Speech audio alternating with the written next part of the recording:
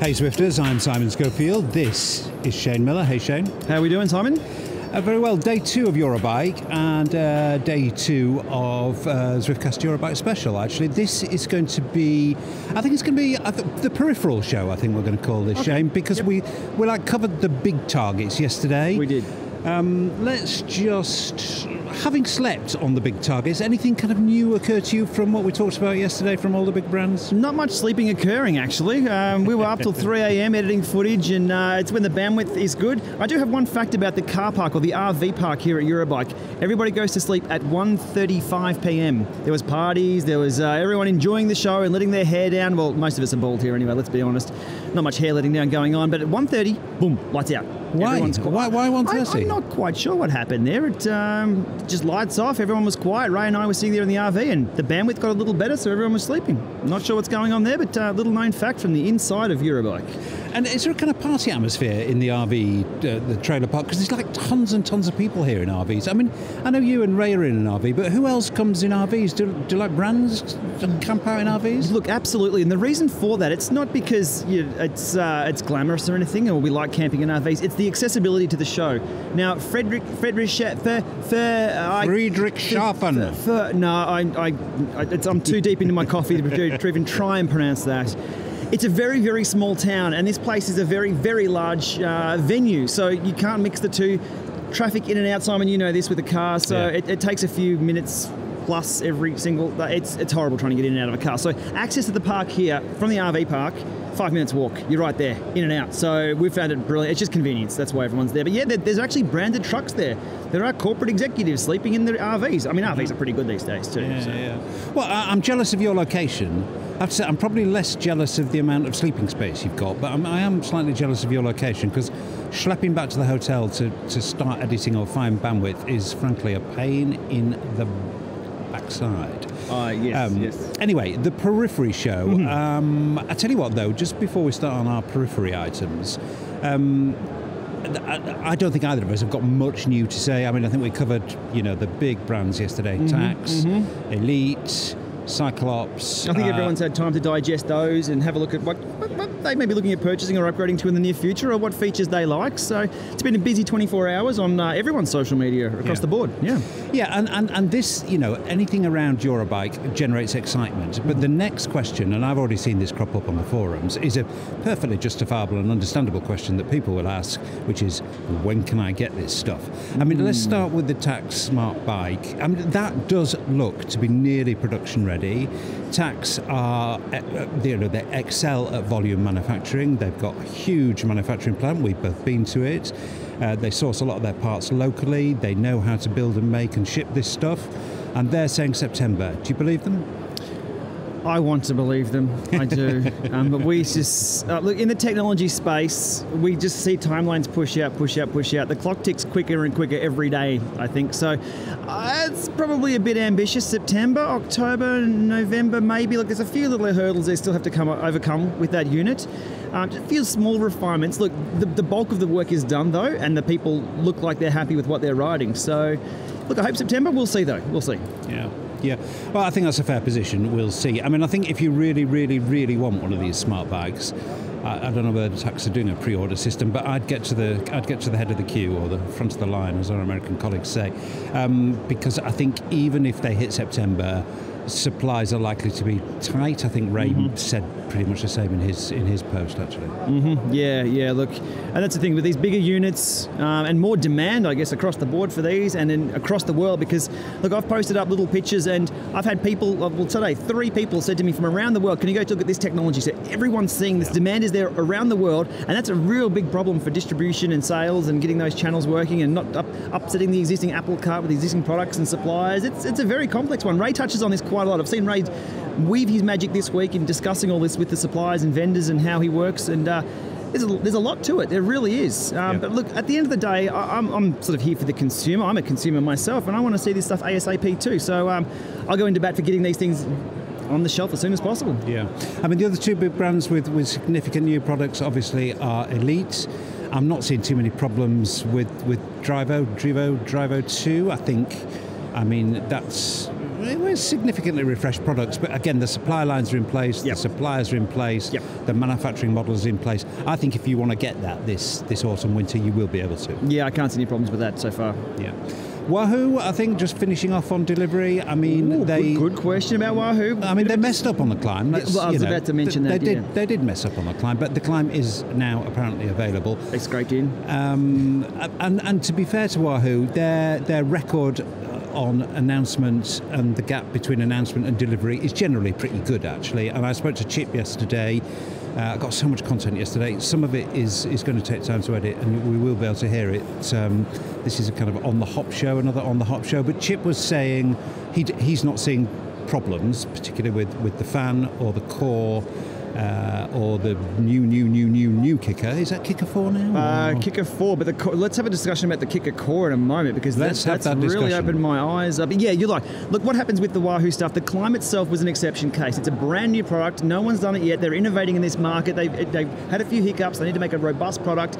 Look, for the kicker, the last 4 years, they've kept developing one and delivering on them all the time. And we see that. That's shipping as of, is today Monday? I've lost count of the days. I believe it's going out very, very soon, within the week, or availability, pre-order, etc., for supply very, very soon. And that's proven. They've done that in the past. So I think if anyone's got a little hesitation about can they deliver, well, yes, they can, and they have. Yeah. The climb is now shipping. It is now shipping, and presumably shipping in quantity. So if I get time, I've got a busy day today for reasons I won't bother explaining because they're deeply boring and involve a lot of logistics. But if I get time, I will actually throw in that little question and answer session from Chip when he did talk about delivery. So that'll go in here if I've got time. We announced it before we knew when we would be able to deliver. So we fully anticipated that we would be able to deliver in 2 or 3 months from when we announced it. And normally that's why we don't announce until we are ready to ship, because we did think it would be 2 or 3 months, but often you run into things you don't see and they lead to delays. And it's easier for us to have those delays behind the scenes and not let customers experience those delays, which is why generally we don't make those kind of announcements until we announce it and you can buy it. So it was things we had not anticipated, but because of needing to let everybody know about it, the rest of the world got to see how long it took us to get through them. Let's move on. Now, interestingly, we've stumbled across something new. Well, we have stumbled across something new. I mean, we've both been aware of this. Now, interestingly, actually, in terms of delivery, this stand that we're now standing in front of, Stack, they're a Canadian startup, and they got their first product to market. And the delivery link will become relevant here, but because they got their first product to market using crowdfunding, and we all know how reliable crowdfunding is for getting products delivered on time, not very much at all. But anyway, Stack did use a crowdfunding platform to get their first model to market. They've now here at Eurobike, and they've announced basically an upgrade of the original model. Now, let's go and look at this, Shen, and describe it to people. Let's not get too close, because I think I'm about to tee off on this. I really am. I think I might be. I haven't teed off on anything so far on this mark. And this. Do you want me to start with a tee off before we get too close? They might hear me. Look, I've got to talk about the design of this Stack Zero. Okay, well, let's describe it for audio people. This is a basic A-frame with a caliper with magnets on, and it's billed as the no-contact resistance trainer. So the mechanism here is those magnets get closer or farther away from the wheel, which provide resistance and slow the wheel down, and that's how it works. And it's completely silent, and it's no contact, but it's a basic A-frame with a caliper with very strong magnets on it and lots of clever software. There we go. Yeah, what do you think? There's the tech specs covered, and as a solution, if you close your eyes, hey, look, it might be a great trainer. I'm not sure how it's going to go with response to sprints and like high torque changes really, really quickly. But for steady state stuff, and all the marketing I'm seeing here is triathletes, so knocking out 250 to 350 watt steady state efforts. But look, it's time for me to tee off on a product here at Eurobike. I haven't done it yet. It's been happy days so far. Okay, here we go. This thing is bloody ugly. It is goddamn horrendous. If I took a trainer outdoor and ran over it with one of these Euro trucks 3 or 4 times, it would look better than this thing here. What are they thinking? This is when you get engineers in a room, they come up with a brilliant idea, take nothing away from the idea. It is fantastic. But the Knight Rider Kit wants his trainer back. This is from the 80s. This just needs a little tiny shroud. Now, we've gone from the Furoropista which is a brilliant. Simon, you love good design. Well, This that's the thing pinnacle of the triumph of aesthetics. My eyes. And this it's is orange, and it's silver, and it's what are they thinking, boys? It's Just definitely the other end. But cover that ugly face of that. But in his defence, Shane, in its defence, it's I can't. So I'm going to put my back to it, Simon. I'm going to have to turn my back. I feel sorry for the very nice Canadian guys that I spoke to yesterday. Actually, I've got to tee off on something. They're the token tee off. Okay, well, all right. It is a bit ugly. It is a bit basic. It's a bit utilitarian. It, it might even be described as agricultural. But I tell you what, it's not expensive. I'd plough a field with that. That'd be quite good. I mean, look at those things sticking out the side there. That'd rip up some dirt. Oh, God. But anyway, but aesthetics aside, Yes. which has been, a bit of a leitmotif of stuff at Eurobike, because both Elite and Tax's smart bike offerings are in their own way slick. We're seeing things that beautiful. are beautiful now, and I like that. And this is a bit ugly. This is not beautiful. Let's get on to the mechanics. Yes. I mean, this is a completely novel and I think unique, actually, way of providing resistance. And it's no contact. There's no wear on components. It's completely silent. I mean, it's got quite a lot of advantages, don't you think? Oh, for sure. Absolutely. If it works, that's what you're going to say. Well, yeah, look, I've seen the data from Razer early on reviews, and it's meant to be quite good. It's meant to be quite good. Like, for me, I like the hands-on. I always present my experience on something. I read everyone else's reviews. I cover what they're up to. But I also like my data points from the Llama Lab. So, I mean, I'd love to get one. We'll go and have a chat to these guys before they listen to this Zwiftcast. Because I'm going to be off their Christmas list on that one. But again, I needed to tee off on someone. This week, so I can't be too happy. Aesthetics, yes, it's important. But this, I can't remember exactly what they said, but I think it's somewhere around the $699, $799 mark. Yeah. It's completely smart. It's a completely novel way of providing resistance. I reckon I could break it. They're a little startup. Give these boys a chance, Shane. Oh, come on. They're nice boys. They're Canadians. All Canadians. I haven't met them yet. I'm burning bridges. No, but on the very loose theme of this show, it must be described, I think, as peripheral. I think slightly niche, peripheral. But give them a chance. Hey, they've got Zwift on the screen there. Hang on. Points raised. I've just seen Zwift on the screen on their marketing. Okay. That's a great trainer. It's good. I'm sure it's a fantastic looking trainer if you're looking at the Zwift screen and not looking at the trainer. It's all good. Having a bit of fun. I must say their stand doesn't appear to be over busy, it must be said. Okay, well, let's move on and let's continue to talk. We're walking on now. Now, I hope podcast listeners are as relieved as I am that the audio on this edition is a bit better. It was a poor mic choice by me yesterday, and it's always hard when you're being mobile. I found the same this week, Simon. Trying to get the balance between portability and battery life. No, I think people are pretty forgiving though. Look, it's about the content, and hopefully people are enjoying what we're up to here. Well, I am. It was audible, and I think that's the main thing. And at least the noise in the background was relatively kind of constant. At least it wasn't in and out. Anyway, we just walked past the Giants, Tax, and Colnago stands, which we touched upon yesterday.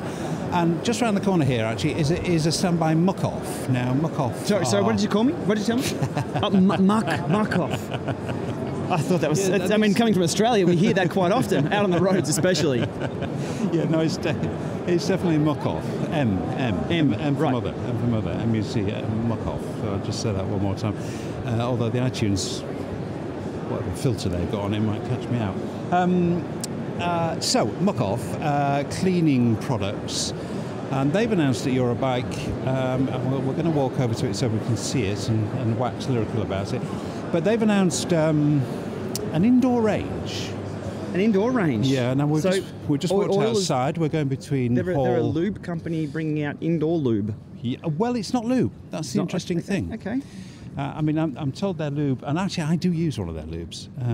That C3 ceramic, which I've always really liked, the dry lube. But we digress. We're not talking about lubes. We're talking about two products.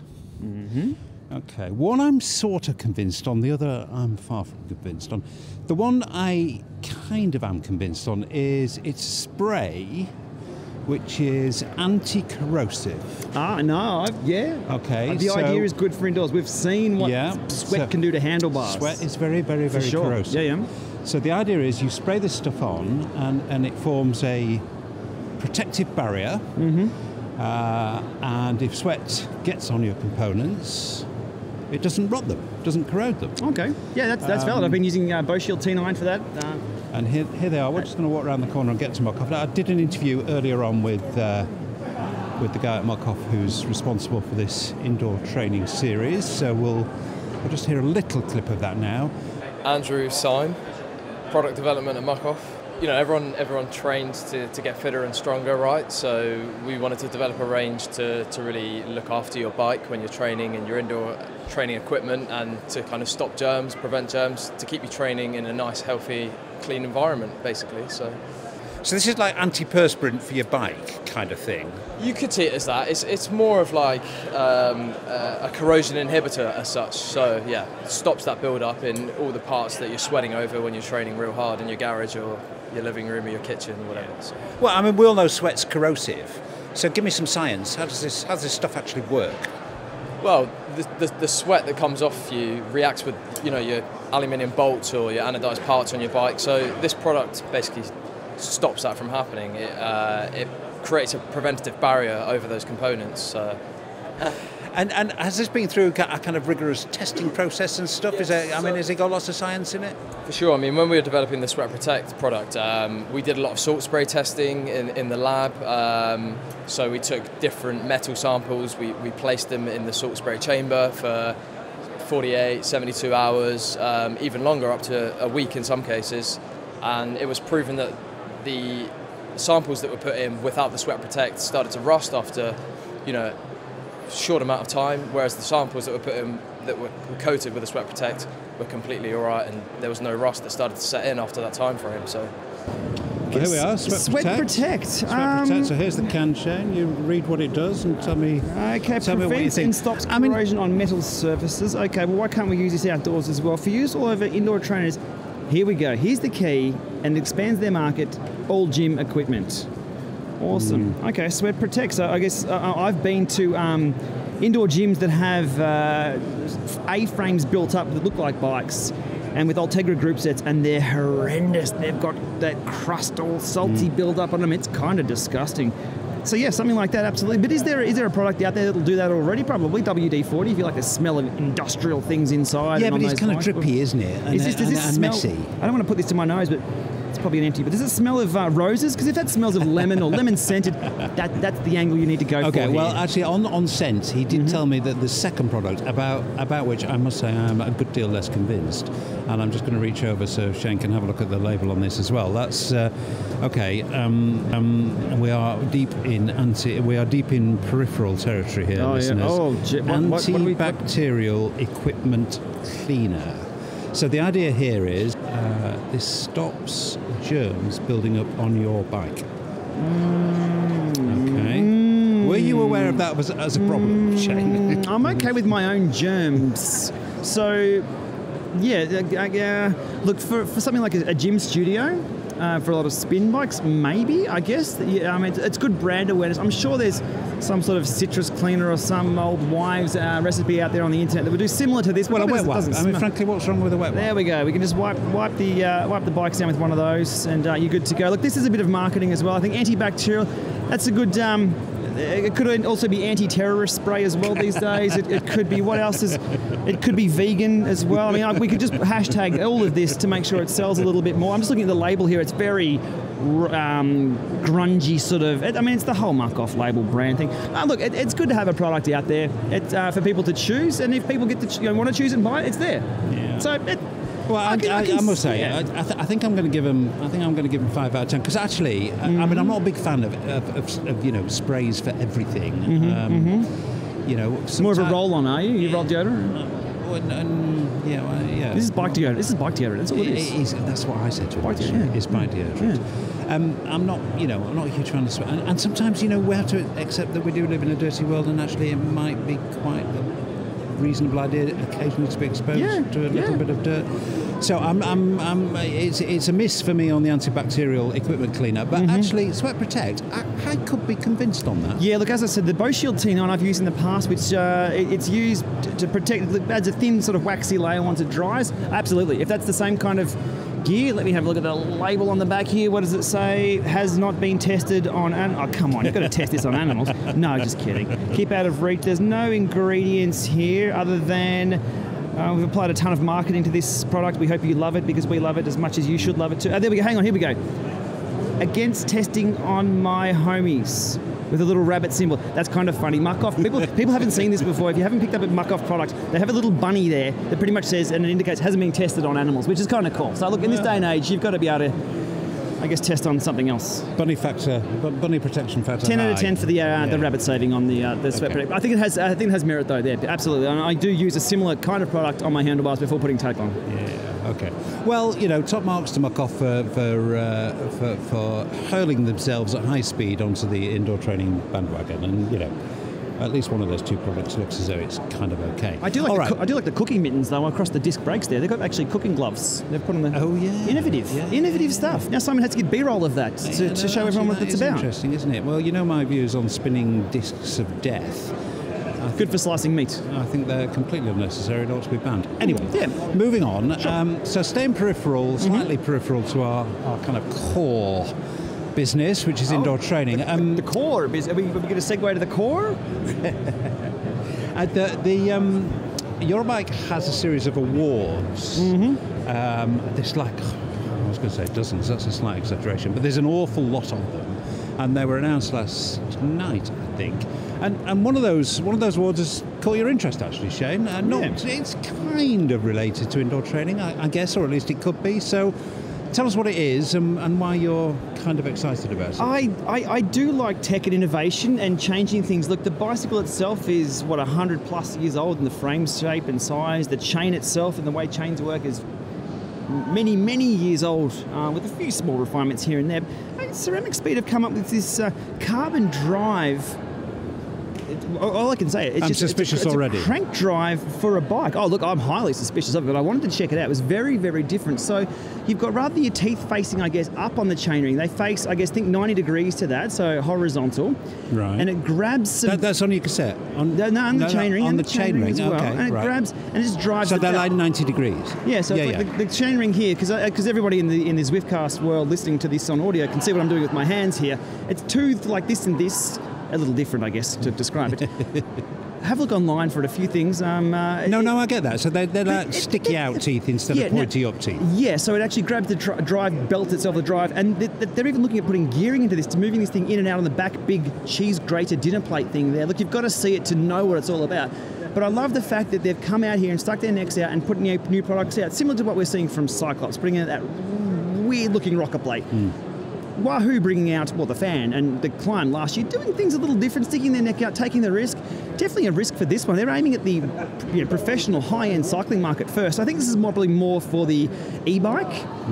But hang on, you've missed out the major bit, because it's got sticky out teeth on the chainring, but there's no chain. It's a drive shaft. Yeah, with bearings on sort of horizontally opposed sideways. It's really hard to explain, but what they're aiming for, the whole crux of why this was invented is to stop that drivetrain loss. Right. And I think out on the road, sure, in the professional peloton, drivetrain loss could mean the difference between winning or losing, or a little bit more fatigue or not, but I think it's more in the e-bike side of things, because we're not seeing battery technology get longer and longer, but if we can make the bike a little more efficient, especially with the drivetrains, but interesting stuff. I got my head around it. I had a chat to the guy there, Jason, for probably 10 or 15 minutes, and the people around there, which goes to show people will gravitate around something new, something cool. Even if it's not a product yet, it'll get people thinking, excited about the space of what might be coming up in the future, maybe not even 5 years' time, maybe 10 years down the track.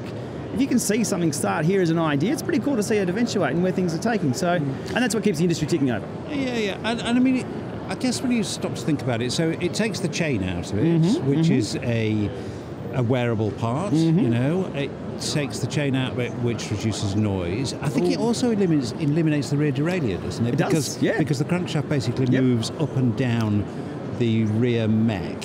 Yeah, well, this thing, you've got to see it to understand how it all clicks, or how it all will click in the near future.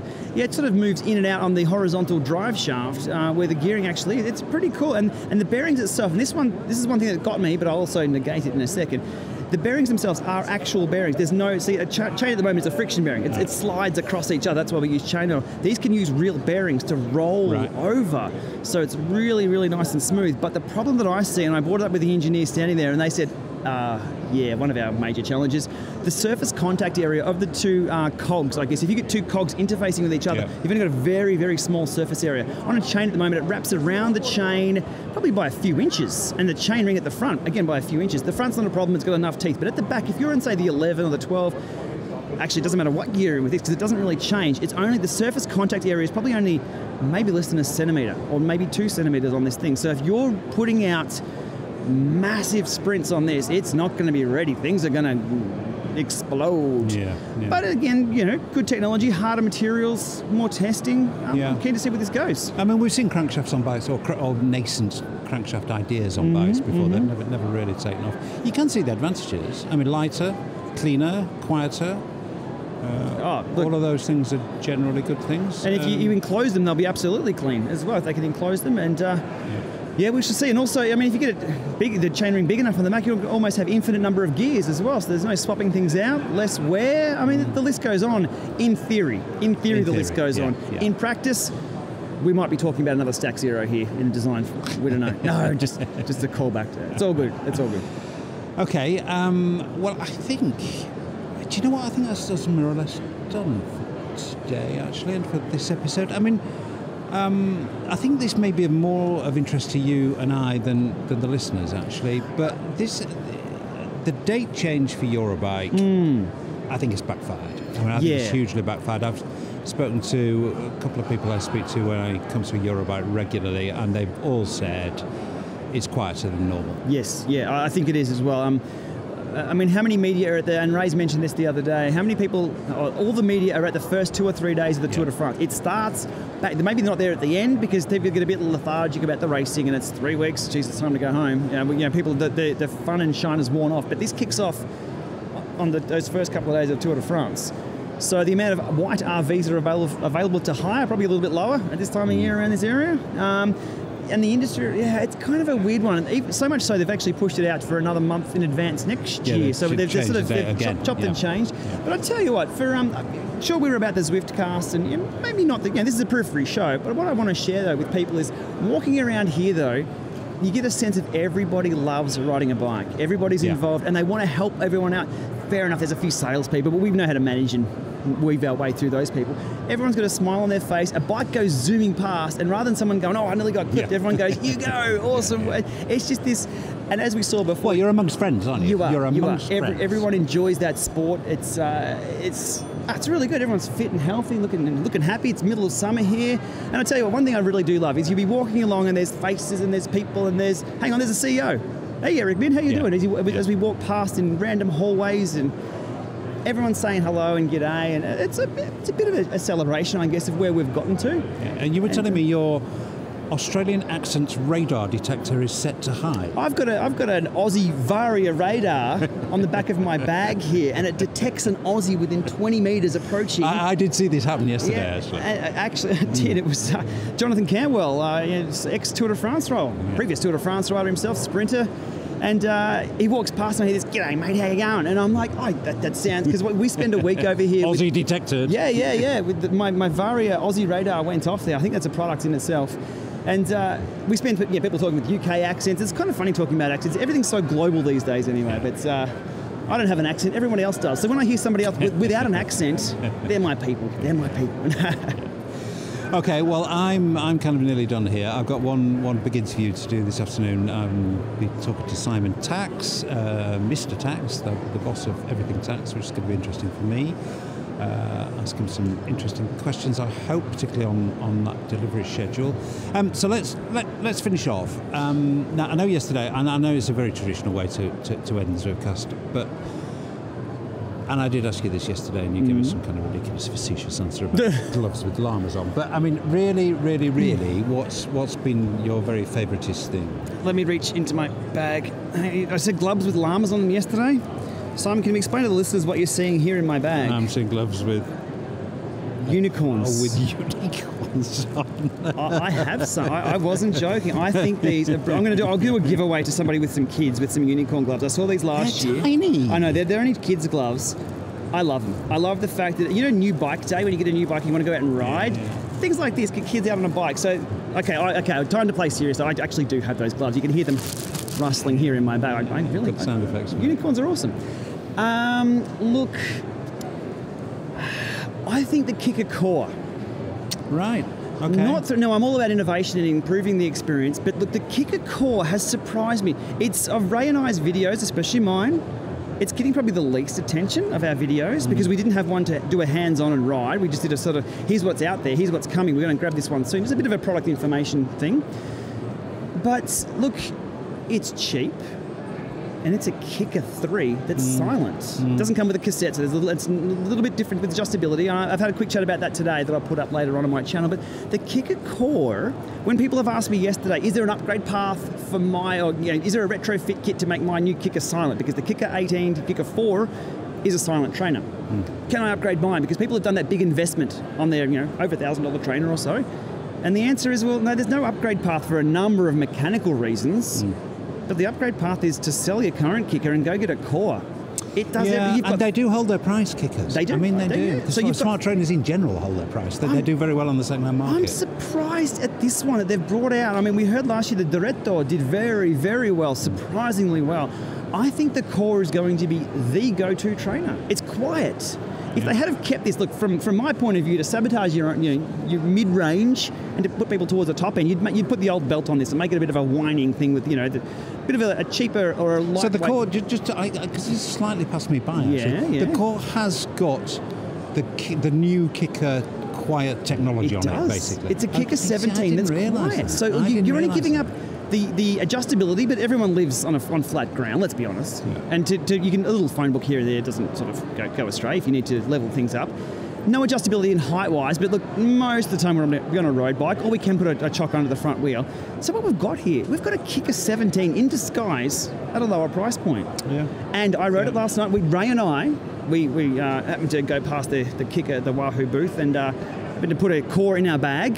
They don't actually fit in our bag, so we smuggled one out together over to the RV park, and I did an hour workout, the Llama Lab test, and I did Ray's 30 by 30s.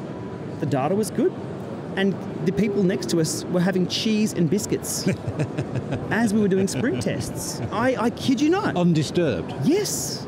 So... Yeah, okay, well that's impressive, the cheese and biscuit test. Yeah, I didn't partake in the cheese and biscuits, I was sweating all over the place, but I did... Look, I think that's what surprised me. It's crept up. Even I didn't think of the impact that this trainer would have. They bought one out. I thought, okay, it's going to be a lower flywheel. It's going to not feel as good. It's going to be less accurate. No, it's not. I should have thought more about this. Yeah. That's the surprise. We've got a lot of new cool tech here. I mean, the Furo de Pista. My word, what a beast. What an investment. Well, it's been very interesting to see the reaction online too. But I guess the reality, back to the hardcore of, what trainer should I buy? That's a pretty damn good trainer. Well, I mean, we are going to rehearse this, I think possibly for the very, very, very last time ever, because I do think this classic Zwift Riders question can now officially be declared, if not he's not dead, dead, it's definitely on live support. Yeah. Kicker versus Neo. I mean, that, it no longer exists, does it? That, as a debate, no longer exists because the differentiation now between the new Kicker and the current Neo, I mean, there is none. There's none in sound. The only separating factor before was the Kicker was louder. That now doesn't exist. So, I mean, that question now no longer can be asked. Can it? I mean, I'm sure it will be asked. In the sound department, no. They're much of a muchness. I did a sound-off test between the two, and there's a bit of a crossover point, but we're talking, one's really, really quiet and known to be quiet, and the other one's even a little quieter. Yeah. We're talking quietness versus quietness. Which one's quieter? It's none. They're both pretty good. Look, the Achilles heel, you still need to do a spin down on the Kicker for accurate power, but you only need, given the way the strain gauges are shown, there's no strain gauges in the Kicker anymore, it's all computed, once every couple of weeks and you're good to go, if that. Or if you've got a power meter on the bike, not an issue. Use Power Match, away you go. Yeah. If that works with your power meter and your software solution. So look, I think the battle still rages on because people are passionate. Which trainer you buy is a religion. And they're a big investment. It's a car brand. Ferrari versus Porsche versus Chevrolet versus Ford and Holden in Australia. I like it. It's passionate. People are passionate about what they like, but as long as people are happy with what they buy, look, you can't go too wrong at the top end. So, unlike me, you think that question will continue to be asked? I think the Stack Zero will be up there as well, and the top 3 of those, if they can just put a shroud on that thing. Yeah, look, it's the battle will still rage on. There's no definitive answer, but I think Wahoo have made the answer of which fan should I buy if cost isn't a problem. Yeah. We've now got an option. That fan blows a lot of cold air. Yeah. It's actually a pretty good fan. Okay. Really good fan. And just by chance, actually, because we've been walking around and we occasionally stop for no particular good reason, otherwise than perhaps our feet are sore. And we've actually, amazingly, stopped in front of... We gravitate towards trainer companies. Yeah, well, we do, don't we? It's like some kind of like invisible force has drawn us here. And we've actually ended up in front of the bright green stand of Kinetic. And neither of us really have made a big deal about this because there's not really a big deal to be made. I mean, they've nothing new, have they? I've got a feeling, just a hunch, just maybe inside it. No, I don't have any inside info. I think it might be too soon for these guys. And we have seen, I know personally of about 3 or 4 other companies that just aren't quite ready. Yeah. So we're going to see... Back to the date thing. It's the date thing as well. Yeah, this is 2 months. So they've only had 10 months from last Eurobike to get ready. I think these guys may have something cooking. Now, we did see a little sensor update from them the other day, Bluetooth, FTMS support, Air Plus FEC. It was a pretty good little addition to the rock and roll trainer and the road machine. Quiet booth. I mean, there's nobody on it. It's lunchtime, Simon. Isn't there a football game on or something? No, look, I'm keen to see. Look, I'm sure these guys aren't sleeping on the job. Actually, no, they're not. They're out there walking. He is eating his sandwich, though, actually. Quite right. I'm looking at he's hungry. He won't have that sandwich for long if I'm around. Look, I think these guys will have something cooking as well. Everybody's got fingers in the pie. Look, I think everyone's looking at what everyone else is doing. Yeah. But we've also seen some pretty good interoperability. We see the just to touch on this quickly. They're competing against each other, but they're also working together. We see the rocker plate from Cyclops has adjustability for all trainers. All trainers, yep. So will the world implode if I put a rock and roll on the rocker plate? I'll have to go and ask the guys from Kinetic. I think there might be some kind of spinning vortex of despair conjured up if you did that. It might be something special. Maybe if we do it backwards.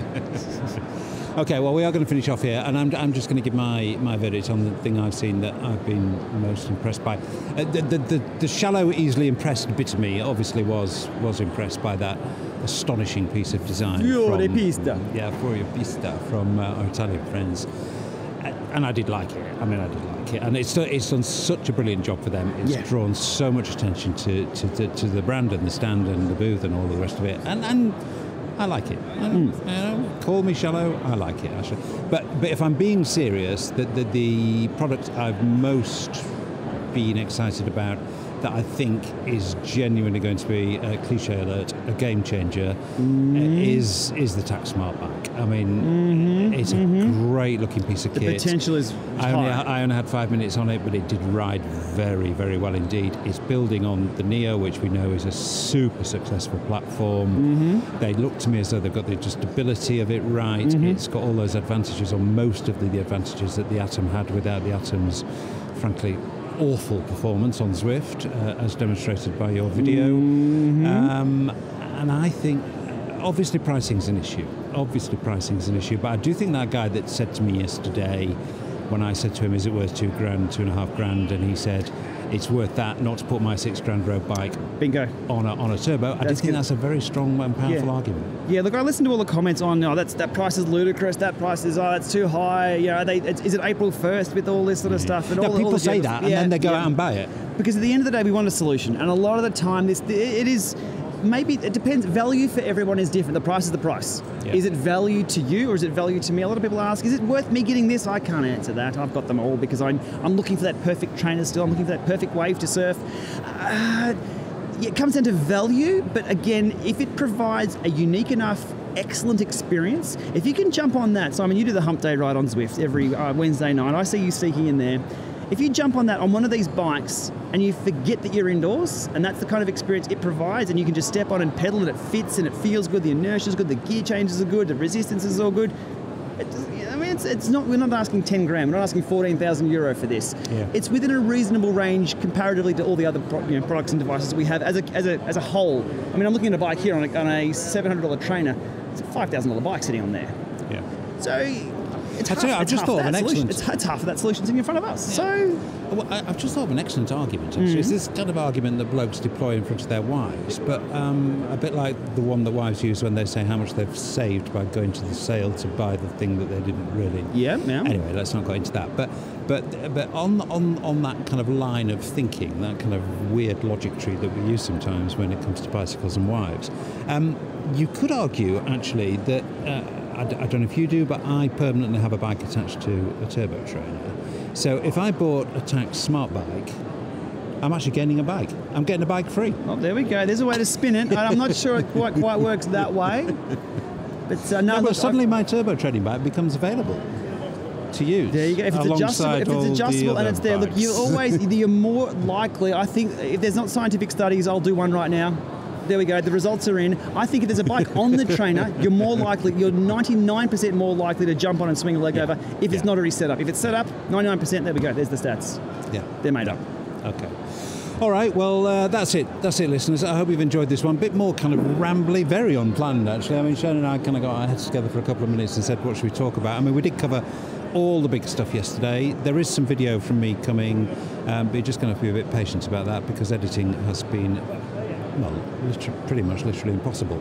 But I've enjoyed this one, Shane. A bit more rambly, I got to tee off on someone. I'm live feel about this one. Sounds like I'm drunk here. I don't even drink. I've just had too many coffees and I've got no sleep with me. So I do apologise in advance to Stack Zero. I'm sure your trainer is fantastic. Once we put a cover over the thing. Yeah, no, it's been fun. It's been good. I like these kind of chats. I talked to them and they were nice. You need to be nicer to them. I'm not on their Christmas card list after this. What are you doing next? You've got another day at Eurobike. I'm going over to apologise to Stack Zero.